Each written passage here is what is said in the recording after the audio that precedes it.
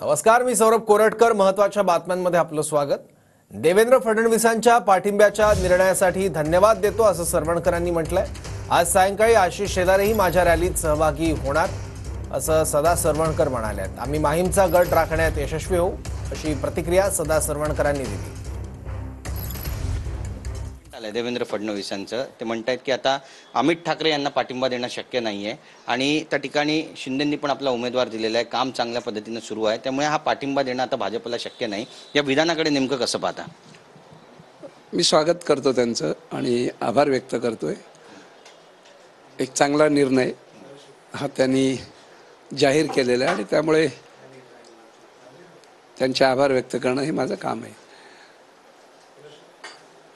लोकांच्या मनात काही मंडळींनी जो काही संभ्रम निर्माण केला होता तो मला वाटतं की तो आता दूर झाला असेल आणि महायुती म्हणून सर्वच मतदार हे मतदान करून मला विजयी देतील असा एक विश्वास आहे.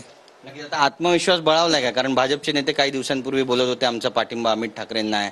आता पण देवेंद्र फडणवीस यांचं जे विधान आलं त्यामुळे पासा पलटी झाला असं म्हणा.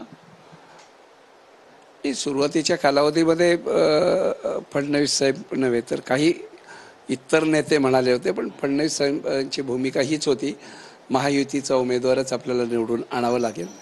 आणि त्यांनी आत्ता अगदी जाहीरच केल्यामुळे एक चांगलं वातावरण हे महायुतीमध्ये निर्माण झालं आहे. आशिष शेलार पण रॅलीमध्ये येणार आहेत का? त्यांना मी आज येतो असं ते म्हणाले आहेत. शेवटी तेही एका ठिकाणी उमेदवार आहेत आणि त्यांनी इच्छा व्यक्त केली की एखाद्या रॅलीमध्ये मी येईन. आज किंवा उद्याच्या रॅलीमध्ये ते निश्चित येतील. कॅमेरा पर्सन अमित शिगोंचा, गिरीश गायकवाड, TV9 मराठी, मुंबई.